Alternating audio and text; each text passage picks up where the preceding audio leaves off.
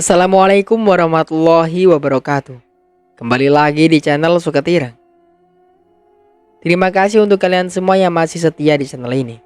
Semoga sehat selalu dan semoga diberi kelancaran dalam segala urusannya. Di kesempatan kali ini saya akan bawakan sebuah cerita yang berjudul Barawon. Cerita ini ditulis oleh akun KBM bernama Fatihah. Sebelum cerita ini dimulai, jangan lupa untuk like, komen, dan subscribe channel ini. Dan juga tekan lonceng notifikasinya agar kalian semua tidak ketinggalan cerita-cerita terbaru dari kami. Tentunya tak usah berlama-lama lagi. Langsung saja kita masuk ke ceritanya.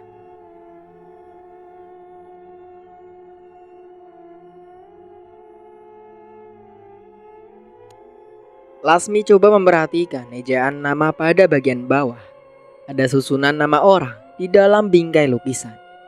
Nama-nama itu ia eja satu persatu, sampai akhirnya ia menyadari. Dalam urutan nama di lukisan itu, ia menemukan ejaan nama analis Kawol Benti. Gusti, seketika jantung Lasmi pun berdegup tidak karuan. Benarkah wanita itu adalah Mbah Kawol? Jika benar artinya Mbah Kawol adalah wanita induk keturunan Belanda. Dan jika itu benar, maka tidaklah salah bahwa kata nenek Lasmi bahwa ia juga anak keturunan dari orang Belanda. Itulah mengapa keluarga besar mereka dari bapak terlihat berbeda. Mulai dari segi perawakan, warna kulit, rambut serta mata yang sedikit berbeda dengan orang Jawa secara umum. Bagi Lasmi, informasi dari arsip ini sangat penting. Lasmi pun mengambilnya dan memasukkannya ke dalam tas. Ia harus mencari tahu semua jawaban ini sampai terjawab semua rasa penasarannya. Semua kertas-kertas yang memiliki hubungan dengan Mbah Kawol ia kumpulkan. Ia berniat untuk mempelajarinya di rumah. Bahkan jika memungkinkan ia akan terus mencari seluk-beluknya sampai ketemu. Walau sekalipun nanti ia harus berangkat ke Surabaya atau ke Jakarta. Lasmi harus tahu siapa Mbah Kawol yang sebenarnya. Apakah benar Mbah Kawol memiliki satu garis keturunan dengannya? Jika benar, apakah memang ada manusia yang bisa hidup dengan umur lebih dari 190 tahun? Lalu jika memang benar Mbah Kawol memiliki satu garis keturunan dengannya, kenapa Mbah Kawol sampai hati membunuh Kaina? Untuk apa?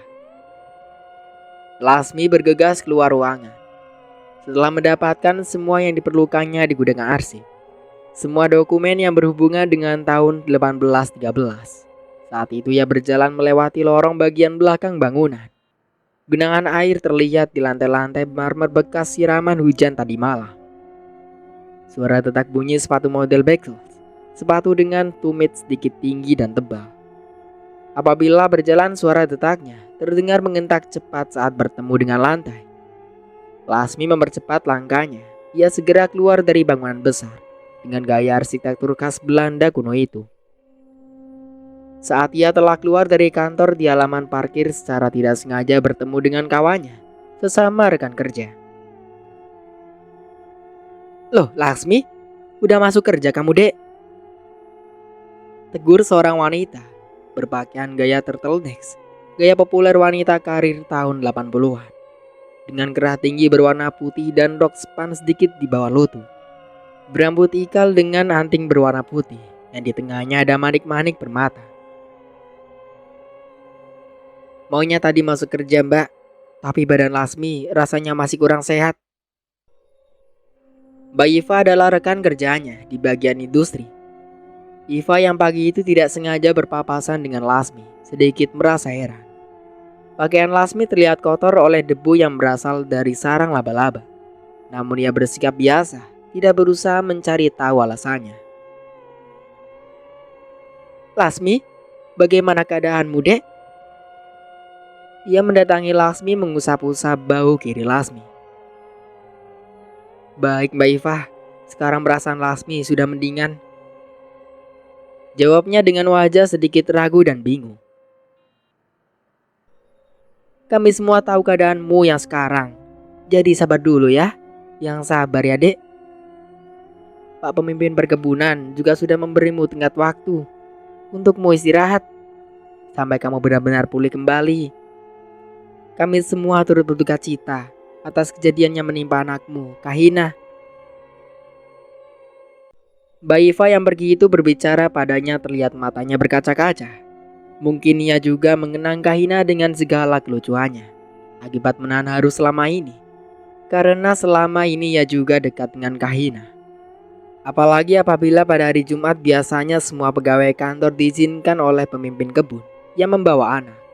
Sehingga di antara mereka masing-masing sudah saling kenal. Aku juga sama sekali gak menyangka Kahina bakal secepat itu meninggalkan kita semua. Setetes air mata terlihat menetes sebenteng pipi itu seakan tak kuasa menahan kesedihannya. Mbak Iva yang menyadari dirinya sedang terbawa suasana. Dengan segera ia mengusap air matanya dengan sapu tangan. Makasih Mbak, balas Lasmi. Ia memeluk pundak Iva. Aku membayangkan bagaimana rasanya di posisi kamu, Dek. Kehilangan anak yang disayangi, satu-satunya lagi. Tangis Mbak Iva kali ini pecah. Lasmi yang kala itu berdiri berhadapan sejajar dengan Iva, tak kuasa membendung air matanya. Ia juga ikut larut dalam kesedihan yang dalam. Ini kamu mau kemana? Mau pulang, Mbak. Ini bajumu kenapa kotor? Lasmi menarik nafas panjang, lalu ia pun berkata dengan jujur. Mbak, aku tadi mengambil sesuatu di ruang arsip. Tapi setelah ini selesai, nanti akan aku kembalikan lagi. Ucap Lasmi dengan penuh harap. Mbak Iva mengabulkan permintaannya. Ya nggak apa-apa, Dek. Asal nanti dikembalikan setelah selesai. Usai, saling menguatkan di antara satu sama lainnya. Kemudian dua orang ini pun saling berpisah dan Lasmi pun pamit. Izin pulang meninggalkan kantor. Iva yang melihat Lasmi sebenarnya sedikit terheran. Ia sedikit asing melihat perilaku Lasmi yang cenderung lebih banyak dia. Tapi kembali lagi seperti prasangkanya. Mungkin saja Lasmi sebenarnya belum benar-benar pulih dari kondisi kejiwaannya yang tergoncang akan kematian anaknya Kahina. Apalagi anaknya meninggal dengan kematian yang sungguh menyakitkan bagi orang tua manapun. Jarak perjalanan pulang ke rumah dan kantor memang lumayan cukup jauh. Apalagi jalan desa yang dilewati sedikit curam dengan jalanan berbatu kerikil tajam. Waktu itu ia mengambil sepeda ontel miliknya yang ia pikir di halaman parkir sepeda khusus pegawai kantor. Suasana pagi hari di desa Sumberwangi sangat indah. Pemandangan alamnya sungguh menakjubkan. Sungai jeram dengan bebatuan besar serta sungai yang sangat bersih memanjatkan mata. Padang ilalang terhampar luas bersebelahan dengan bukit-bukit kecil di bawah lereng gunung. Menggambarkan sebuah keindahan alam khas tanah Jawa yang damai dan tentram. Ditambah lagi cuacanya yang selalu sejuk. Dengan pencahayaan matahari yang sangat sedikit membuat desa ini bagaikan surga yang tersembunyi di bawah kaki gunung. Lasmi pergi berjalan sedikit cepat. Ia membawa setumpuk map yang dipeluk di depan dada. Lalu ia menyimpannya di dalam keranjang sepeda. Sepanjang perjalanan pulang, ia beberapa kali berpapasan dengan buruh kebun yang berangkat bekerja. Mereka berangkat dengan bergerombol membentuk grup. Ramadan sebentar lagi tiba. Perkebunan telah memasuki masa panen buah kopi per 4 bulan sekali. Sepanjang perjalanannya, Lasmi selalu disambut senyum oleh para buruh. Mayoritas di antara mereka memang saling mengenal satu antara lainnya. Sapaan dan senyuman selalu ia terima sepanjang jalan. Apalagi statusnya di perkebunan sebagai orang kantoran membuat ia memiliki derajat jabatan yang lumayan disegani di kalangan warga yang mayoritas bekerja sebagai buruh perkebunan. Orang-orang yang pagi itu hendak berangkat bekerja menebar sapa pada Lasmi. Inilah kali pertama mereka melihat Lasmi secara langsung di luar rumah setelah kejadian meninggalnya Kahina. Setibanya di rumah, Lasmi langsung masuk menuju kamar. Ia mengunci pintu. Kebetulan ayah serta ibunya hari itu sedang tidak ada di rumah. Mereka sedang melakukan perjalanan ke desa Gunung Gambir, salah satu desa penghasil teh terbesar di Jawa Timur kala itu. Setelah merasa aman, Lasmi membongkar kembali semua isi di dalam map tua yang dibawanya, serta membaca satu persatu isi tulisan yang ditulis dalam dokumen dengan teliti. Hampir 3 jam lamanya memeriksa tiap lembar arsip, hingga akhirnya menemukan beberapa orang nama keluarga, serta kakek dan neneknya yang dahulu bekerja di perkebunan ini. Semakin Lasmi mempelajari isi dokumen, maka petunjuknya semakin mengarah ke Mbak Kawul. Pikirannya bergelayut, perasaan tidak senang. Apakah keluarganya memang memiliki hubungan khusus dengan Mbak Kawul dan sejarah perusahaan? Akan tetapi Lasmi berhitung apakah ini semua memang ada hubungan dengan nenek moyangnya, atau hanya kebetulan. Karena di zaman dahulu sudah menjadi rahasia umum, untuk menjadi pegawai perusahaan, pekerja itu bisa diturunkan kepada anak keturunan, tanpa harus repot melamar kerja. Cukup berbekal pendidikan terakhir serta bukti silsilah keluarga, ia bisa menduduki kembali jabatan orang tua sebelumnya. Istilah ini dikenal dengan sebutan nepotisme. Semakin dipelajari petunjuk dari dokumen, menandakan keluarganya adalah keluarga istimewa. Terakhir kali yang menjadi sinder perkebunan adalah bapaknya sendiri, yaitu Pak Minto, atau kerap disapa Lekmin. Artinya petunjuk khusus terhadap Mbak Kawul memang tidak ada. Lasmi sangat berharap antara ia dan Mbak Kawul memang tidak memiliki ikatan apapun. Sebab jika memang ada, dosa apa yang telah dia lakukan dengan nenek moyangnya? Jika iya, ini akan menjadi sebuah kutukan yang mengerikan bagi keluarganya. Setiap 5 tahun sekali selalu ada keluarga Lasmi yang meninggal dunia karena dibunuh. Jumlah keluarga besarnya semakin berkurang tanpa pernah ada lagi keluarga baru yang lahir. Bahkan satu-satunya garis keturunan terakhir hanyalah Kaina. Selesai dengan dokumen lainnya, Lasmi membuka dokumen lainnya yang tersusun rapi dalam bundelan kain berwarna hitam. Saat membuka isi kain, ia menemukan susunan terah keluarga Jawa. Lasmi yang penasaran coba membaca isi dokumen. Terah 1, gelar Mbah Udek-Udek. Nama lengkapnya Raden Ganendra Gandrapati. Beliau adalah pendiri awal perkebunan. Saat meninggal tidak diketahui dengan pasti berapakah umurnya. Mbah Udek-Udek menikahi wanita Belanda keturunan pribumi bernama Annelies Kawul Bente. Memiliki 2 orang anak. Anak pertama meninggal di usia 17 tahun. Anak kedua bernama Vendrik Grandapati. Terah kedua bergelar kakek Wareng. Nama lengkapnya beliau Vendrik Grandapati. Beliau pemilik perkebunan. Di usianya yang ke-30 tahun, menikah dengan wanita Indo-Belanda bernama Haven Herold. Dari pernikahannya, Vendrik dikaruniai seorang anak lelaki bernama Diederik Espen. Sayangnya Diederik terpaksa harus meninggalkan Indonesia. Kekalahan kerajaan Belanda berujung dengan terusirnya orang-orang Belanda dan para keturunannya. Mereka diburu, dibantai pasukan Dai Nippon. Bersama pemuda pribumi bersatu mengusir kaum penjajah kala itu. Sehingga orang-orang yang berwajah Eropa dibantai habis. Sebagian yang selamat harus meninggalkan apa yang dimilikinya. Diederik Espen terusir dan harus pulang ke negara asal nenek moyangnya, yaitu tanah Belanda. Ia terpaksa harus meninggalkan istri yang baru 8 bulan dinikahinya. Wanita tersebut seorang Jawa Tulen yang bernama Kinasi Rahayu, anak kepala desa Sumberwangi. Dari pernikahan tersebut, Diederik Espen dikaruniai seorang anak wanita yang bernama Bintang Asih Kemuni.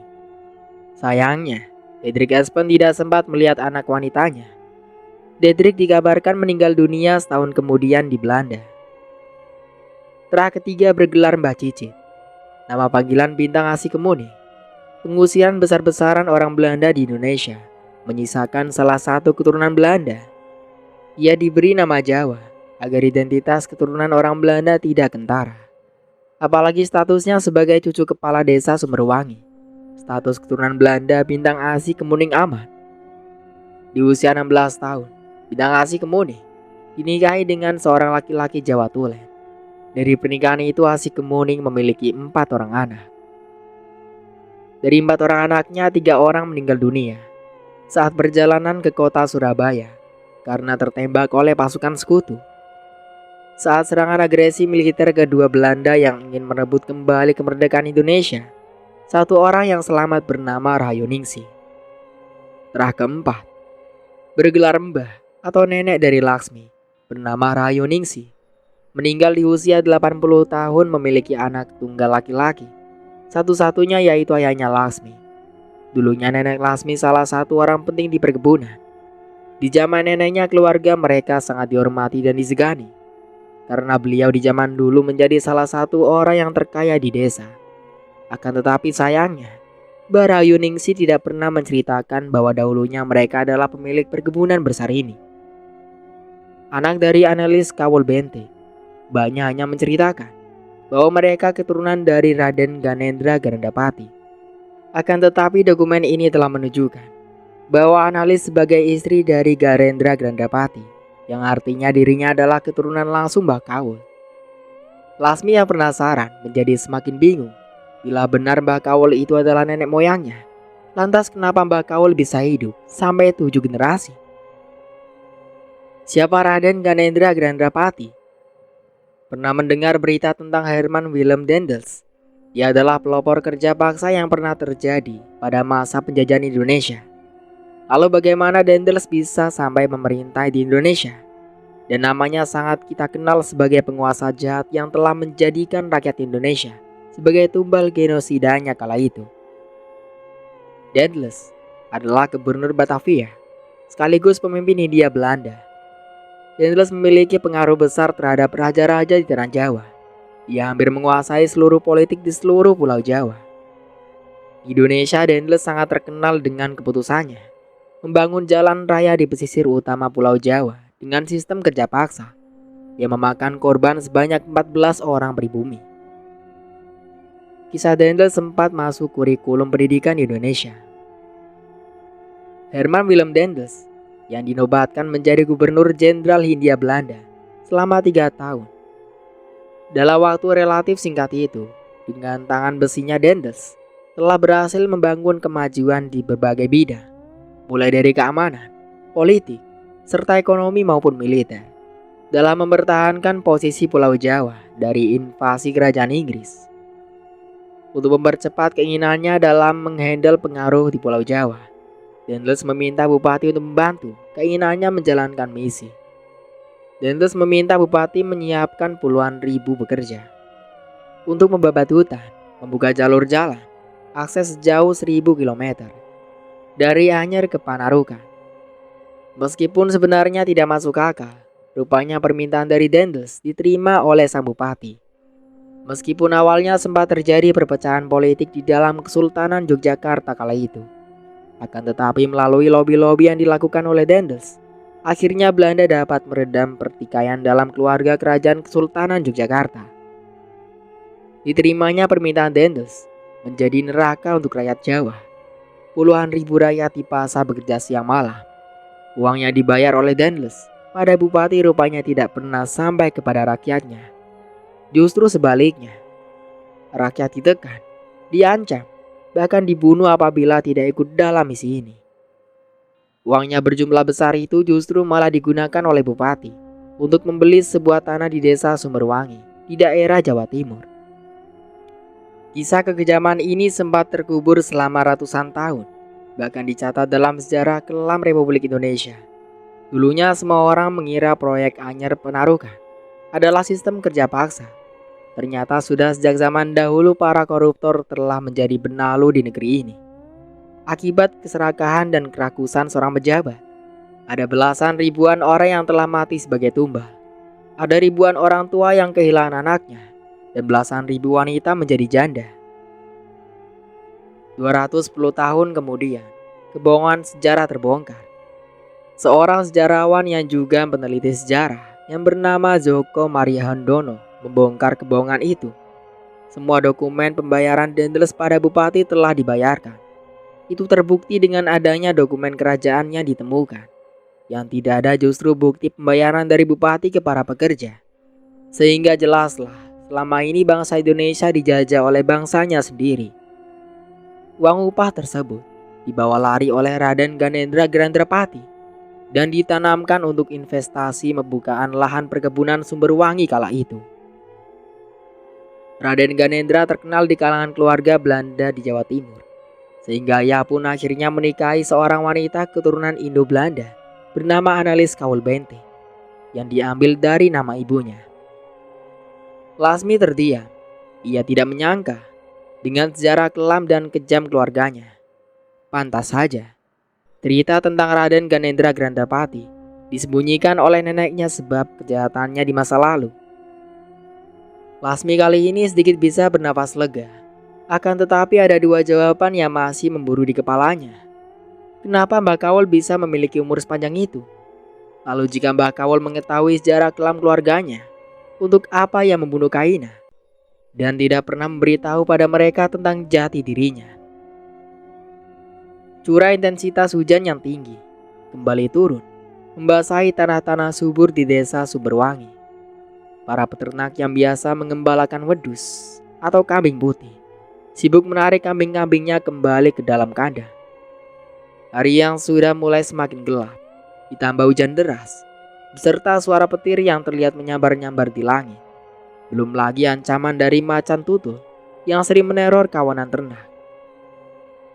Saat itu orang tua Lasmi baru saja pulang dari Nguwan atau mengembala kambing.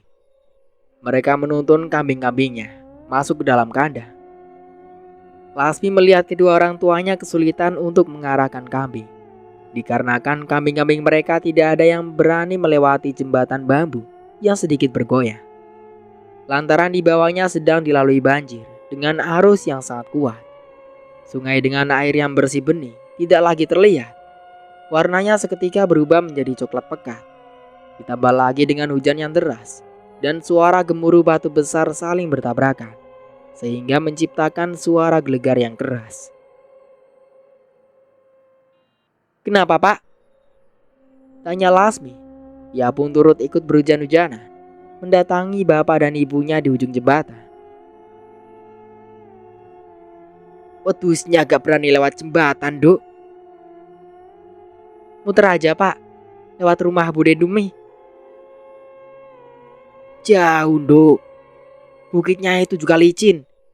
Susah nanti kambing-kambingnya malah terpleset." "Tolong, Duk, bagus aja yang ditarik talinya, biar yang lain pada ikut," ucap bapaknya. Suara Lasmi dan kedua orang tuanya beradu dengan gemuruh banjir serta berisiknya suara hujan. Suara petir terdengar menggelegar.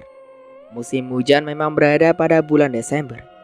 Pada bulan ini biasanya adalah puncaknya curah hujan tinggi. Angin besar beserta banjir bandang memang kerap sering terjadi di desa ini. Letak desa yang berada di bawah lembah gunung, sehingga saat hujan turun air yang diserap tanah dan langsung membuangnya ke sungai. Itulah mengapa deras air sungai di desa ini sangat cepat apabila sedang hujan.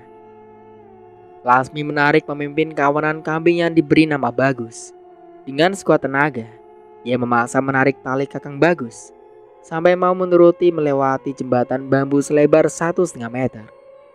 Meskipun dengan berusaha payah, akhirnya Bagus pun mau melewati jembatan.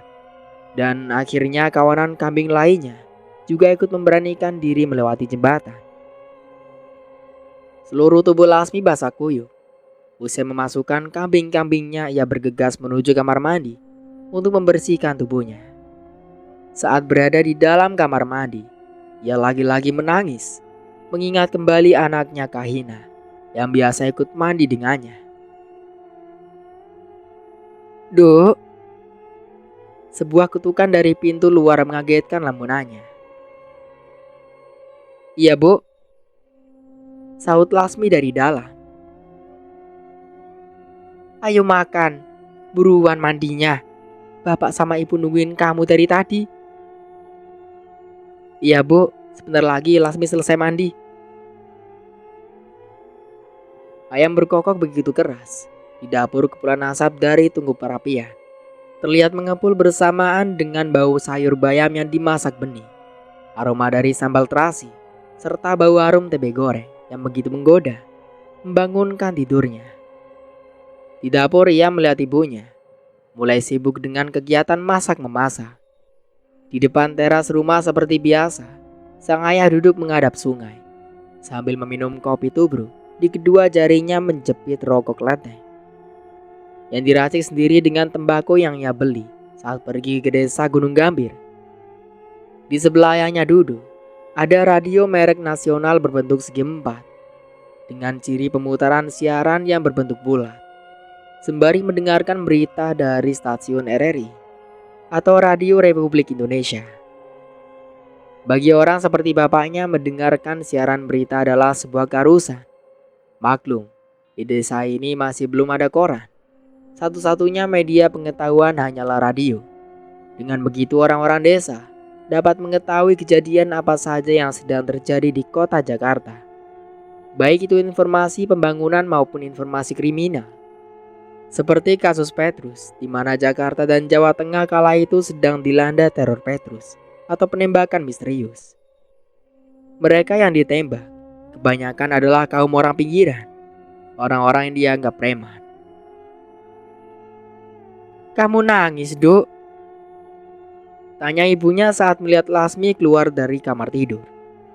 Mengangguk Lasmi. "Relakan sudah, Duk." Lagi-lagi Lasmi cuma mengangguk. Semalaman ia bermimpi lagi. Mimpi yang sama persis. Dalam mimpinya ia melihat Kahina membawa pisau minta disembeli oleh Mbak Kawul. Bahwa ia selalu ditakut-takuti oleh ibunya. Apabila mengingat hal itu, tidak terasa air mata Lasmi kembali jatuh. Ia begitu sangat menyesal atas perbuatannya selama ini pada Kahina.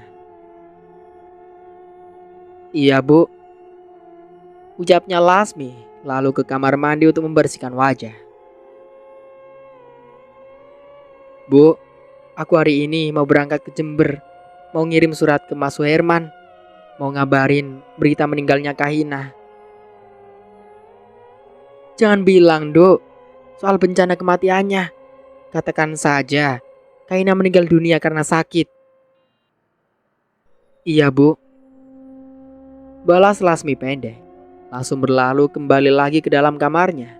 Ia menyiapkan segala keperluannya, termasuk mencari petunjuk sejarah Mbak Kawul. Ada beberapa dokumen penting yang tidak dapat ia pecahkan sendiri karena terkendala oleh bahasa. Pada zaman itu, pergian keluar kota tidaklah mudah seperti saat ini. Untuk bisa pergi ke kota, mereka hanya menunggu bus yang datangnya cuma 2 hari sekali. Itu pun di jam-jam tertentu saja. Bus yang ia tumpangi pagi itu sesak, dipenuhi oleh penumpang. Sebagai warga desa yang menaiki bus, kebanyakan memiliki kerabat di kota. Biasanya mereka yang hendak mengunjungi kerabat selalu membawa oleh-oleh berupa hasil tanam ataupun hewan peliharaan seperti ayam, burung. Bahkan kadang ada juga yang membawa anak kambing sebagai oleh-olehnya. Bisa dibayangkan betapa sesaknya bus. Bau di mana-mana, segala macam bau tidak sedap tumpah ruah di bus. Bau pesing dan bau kotoran hewan, berisik dan pengap bercampur aduk menjadi satu.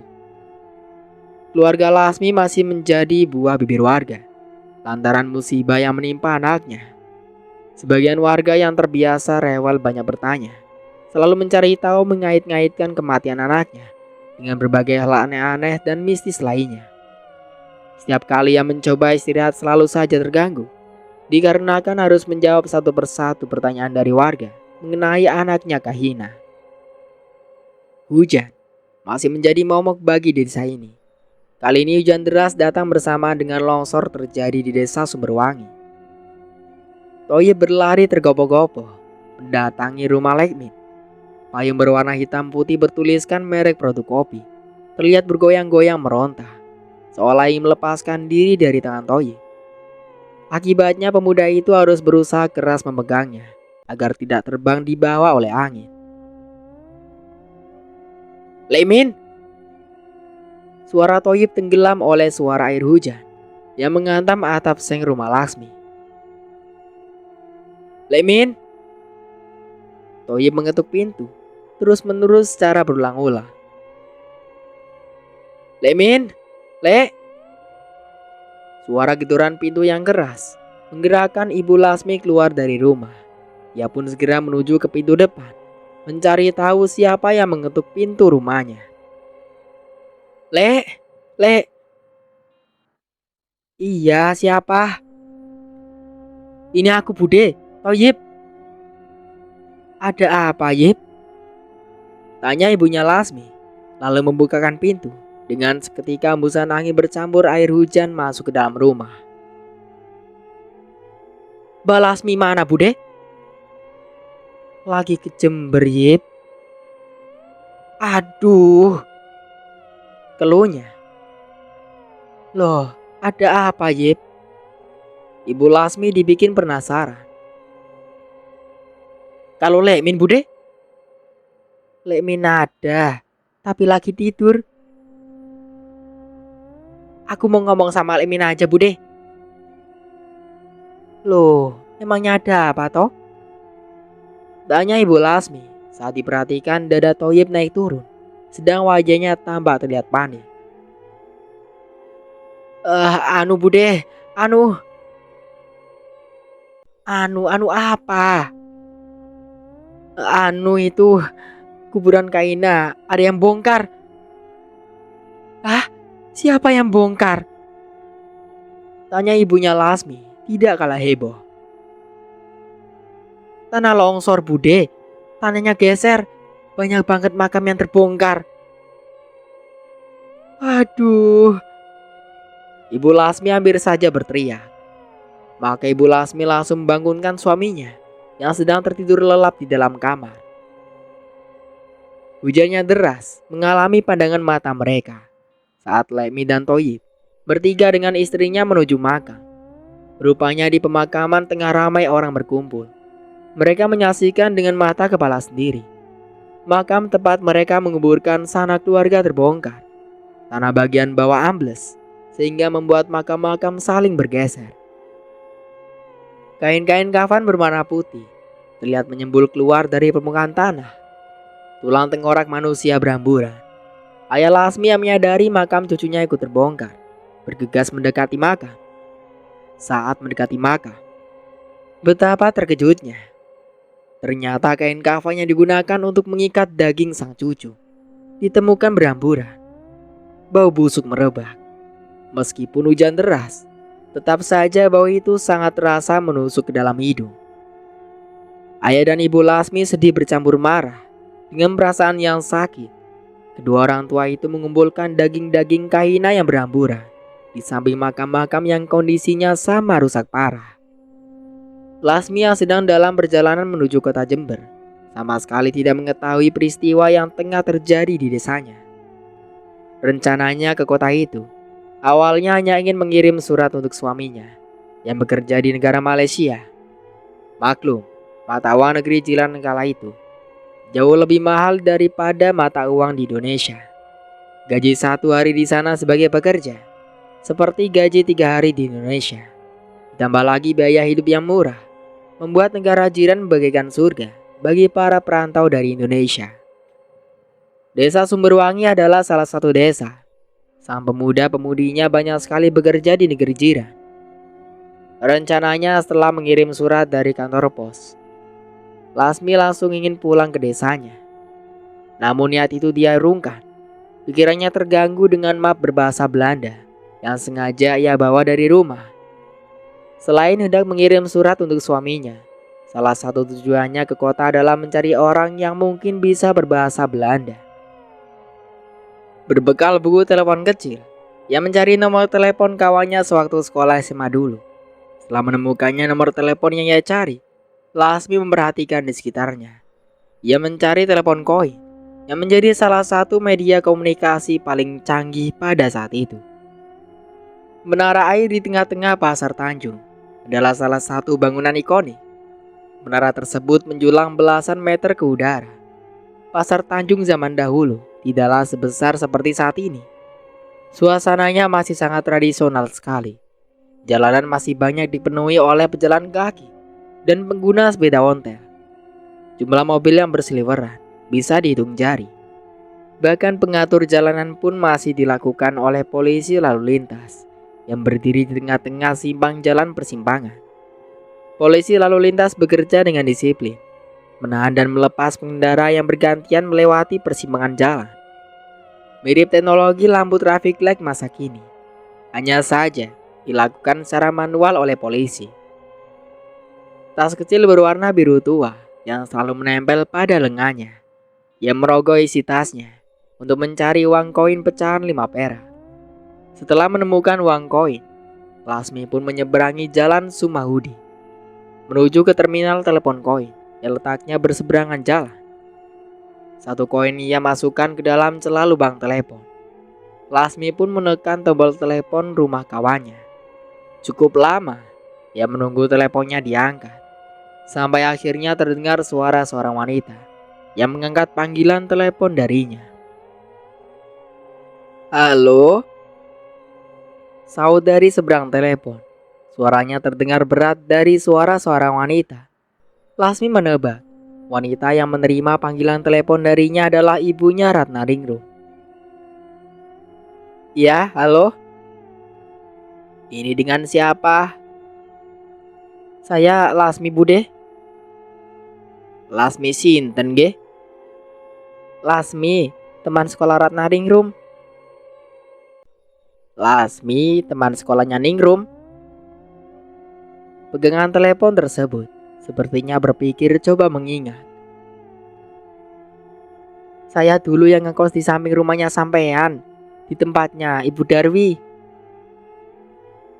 "Walah, Lasmi Dewi to iki." Suara di seberang sana terdengar antusias.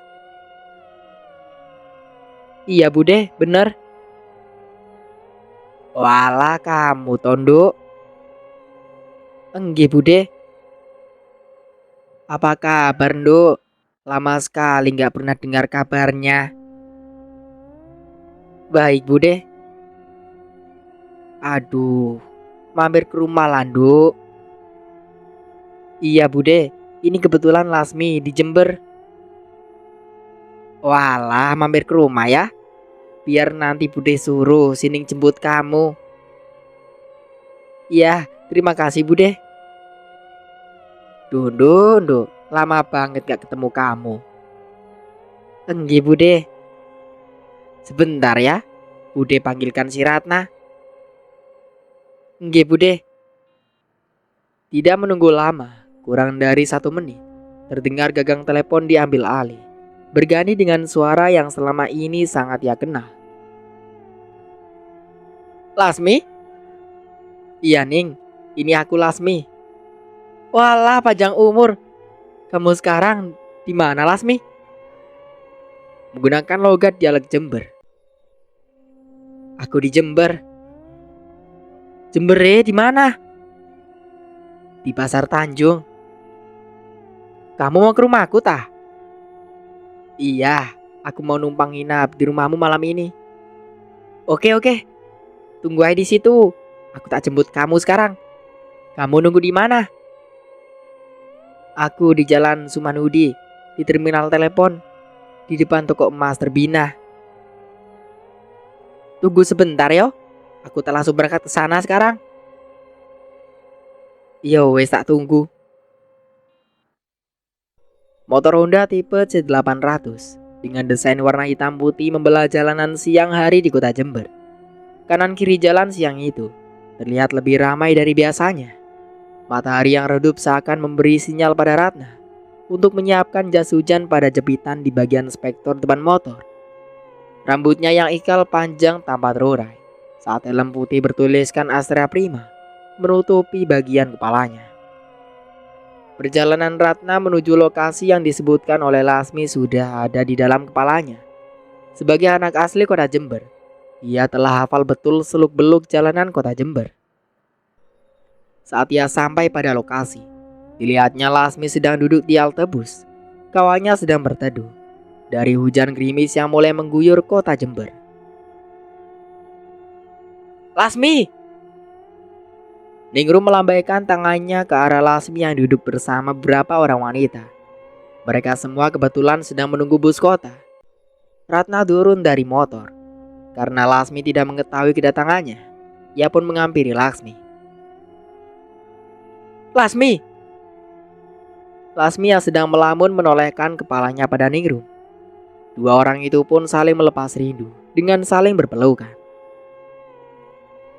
"Kaina gak ikut?" Menggeleng Lasmi.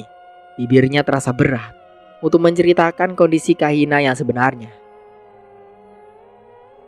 Lagi nggak ikut. Walah, aku pikir tadi kamu sama anakmu. Ayo naik. Sebentar lagi harinya kayak mau hujan. Ningrum mengajak Lasmi untuk segera naik ke atas motor. Sebab gerimis sudah mulai menjadi hujan. Berbekal jas hujan, keduanya berjalan melewati rintik gerimis. Tetesan air hujan yang sedikit mengganggu pandangan mata saat motor melaju di kecepatan tertentu. Kamu ada rencana kemana hari ini? Tanya Ningrum sambil sesekali kepalanya menoleh ke belakang saat berbicara dengan Lasmi. Tidak ada, hanya mau ke rumahmu.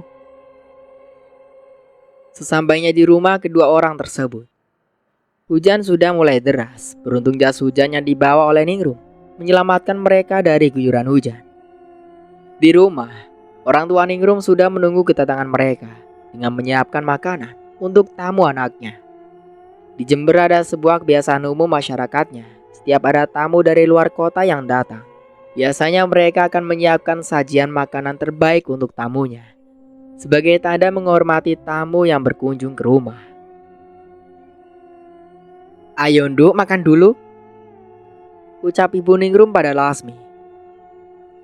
Udah Bude siapkan dari tadi. Enggak Bude, terima kasih banyak. Lasmi datang dengan wajah sedikit basah, kemudian diberikan handuk kecil oleh Ningrum. Usai melap wajahnya, dia diajak menuju ruang makan di dapur. Suasana siang itu terasa hangat, dengan sambutan dari ibunya Ningrum yang sangat ramah. Sampai pada akhirnya, ada sebuah pemandangan yang membuat ia merasa mual sekaligus benci melihatnya. Kemarin kebetulan bikin rawon, sekalian buat puasa awal besok. Lasmi bingung harus bagaimana. Ia benar-benar trauma. Mencium baunya saja ia seperti ingin marah. Wajah Mbak Kawul sejak itu kembali nampak di matanya. Dengan wajah tersenyum seakan tidak memiliki salah sama sekali, Mbak Kawul berkata, "Itu anakmu di dalam panci. Mau Mbak masak jadi rawon?" Potongan telunjuk Kahina terlihat jelas. Lengan gadis kecil itu memucat akibat disiram air setelah dibersihkan. Belum lagi ia melihat bumbu rawon yang sudah siap dimasak. Membuat Lasmi pun menangis terseduh-seduh. Ningrum dan ibunya bingung melihat Lasmi yang tiba-tiba menangis. Melihat kondisi kejiwaan Lasmi yang tidak stabil, Ningrum memegangi tubuh Lasmi. Dalam hati mereka bertanya-tanya, apa yang membuat Lasmi menangis seperti itu? Dan akhirnya Lasmi menceritakan semua yang terjadi, sekaligus menyampaikan keinginannya pergi ke kota Jember. Ningrum dan sang ibu yang mendengar cerita Lasmi terisak tangis. Tiga orang wanita itu bercucuran air mata. Ratna Ningrum terakhir kali bertemu Kahina 6 bulan yang lalu. Sama sekali tidak menduga itu adalah pertemuan terakhirnya dengan Kahina. Betapa naas nasib yang dialaminya oleh gadis manis yang lucu itu. Lasmi membuka isi tasnya yang menceritakan segala teka-teki yang sebagian masih belum terjawab, terutama beberapa dokumen berbahasa Belanda yang ia sendiri tidak dapat menjelaskan terjemahannya.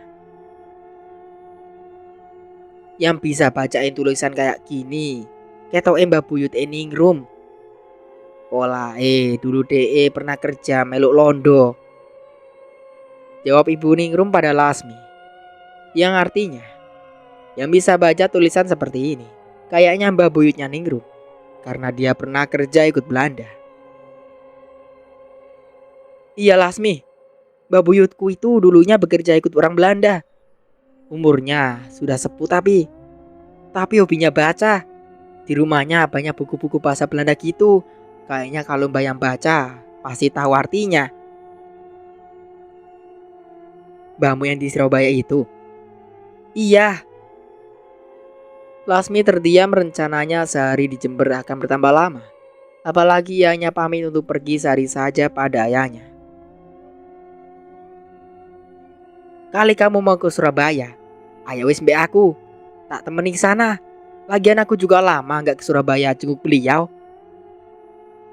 ucap Ningrum. Kapan kita ke Surabaya?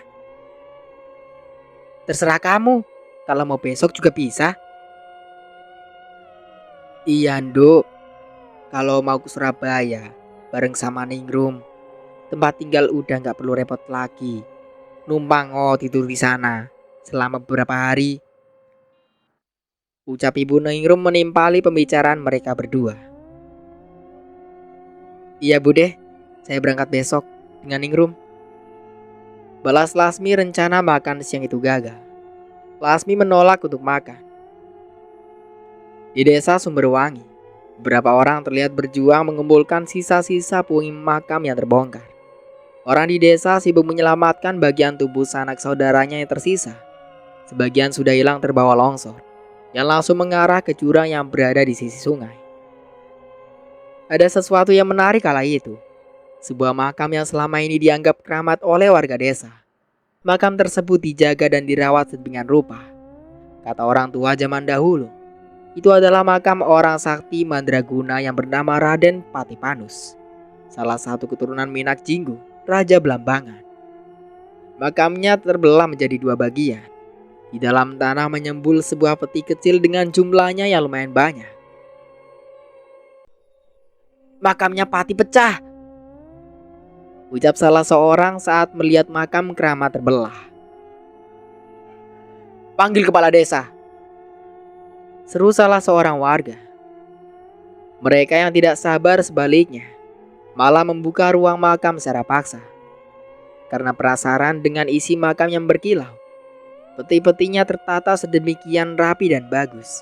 Berbeda dari makam pada umumnya yang hanya bertinding tanah. Makam yang satu ini tergolong istimewa karena memiliki struktur bangunan batu tanah yang rapi serta kuat. Saat makam yang sudah menganga tersebut dibuka, betapa terkejutnya mereka. Ternyata di dalam makam tidak ditemukan mayat atau jenazah. Bahkan tengkorak pun tidak ada. Isinya murni berisi uang kuno berpeti-peti serta perhiasan berbahan emas murni. Orang-orang tertegun. Bahkan ada yang berusaha menguasai makam itu. Mengklaim bahwa makam itu adalah tanah wakaf dari kakeknya. Akan tetapi orang-orang tidak percaya begitu saja. Sebab semuanya ingin menguasai makam tersebut. Semuanya berebut, mengaku sebagai ahli waris. Di tengah keributan datanglah kepala desa. Semua orang yang berada di sekitar makam pun bermusyawarah. Kasus ini akan diserahkan kepada kepala desa. Apakah emasnya akan dibagi pada warga atau dikembalikan pada negara? Zaman dahulu saat terjadi perang atau keributan, mereka yang kaya raya mulai merasa terancam. Harta-harta mereka kala itu sering sekali dijarah. Untuk mengamankan aset kekayaannya, mereka membuat sebuah makam. Kemudian makam itu diberi tanda keramat, agar harta-harta yang mereka simpan tidak diketahui oleh siapapun. Sebab dengan menggunakan istilah makam keramat, maka dengan otomatis tidak ada yang berani mengotak-atik ataupun mencari tahu isi dalam makam tersebut. Orang kaya hanya tinggal menyebarkan rumor bahwa makam itu keramat, serta memodali makam dengan berbagai aksesoris kain kuning. Maka dengan sendirinya, makam palsu tersebut menjadi tempat ziarah orang-orang yang kurang ilmu. Orang-orang tanah Jawa di kala itu sangat menghormati sesuatu yang berbau sejarah dan keramat. Ketika yang lain sibuk tentang harta karun, hanya Lemin dan beberapa warga yang sanak keluarganya baru meninggal tidak memperdulikan penemuan itu. Mereka sibuk menguburkan kembali anggota keluarganya yang keluar dari lubang makam. Lemin menggali tanah makam kembali, menguburkan ulang. Lemin saat itu bekerja dibantu oleh Toyi. Mereka berdua bekerja sampai larut malam agar jenazah Kaina tidak membusuk di luar. Rasa sakit hati dan kecewa memenuhi hati sang kakek saat melihat kembali cucu kesayangannya dalam keadaan seperti itu. Ada derai air mata yang tidak bisa ia ungkapkan kepada orang lain. Subuh itu, Lasmi ditemani Ratna Ningrum berangkat menuju kota Surabaya. Ia menitip surat pada supir bus untuk disampaikan pada sang ayah. Ia mengabarkan bahwa selama 4 atau 5 hari ini tidak pulang ke rumah. dikarenakan masih ada kegiatan yang akan ia lakukan di kota Surabaya. Kali Begiringan yang berada di Kelurahan Begiringan, Kecamatan Semampir. Tempat ini tampak ramai. Saat zaman pendudukan Belanda, tempat itu merupakan salah satu sungai viral terpenting di kota Surabaya. Dulunya Sungai Begirian menjadi pelabuhan kecil, tempat pelabuhannya perahu kecil. Warga yang hendak datang dan pergi dari daerah-daerah pedalaman menuju kota Surabaya. Untuk sementara aku cukupkan dulu ceritanya sampai di sini. Sampai jumpa kembali di part berikutnya. Saya Mang Dayun pamit undur diri. Kurang lebihnya mohon maaf. Wassalamualaikum warahmatullahi wabarakatuh.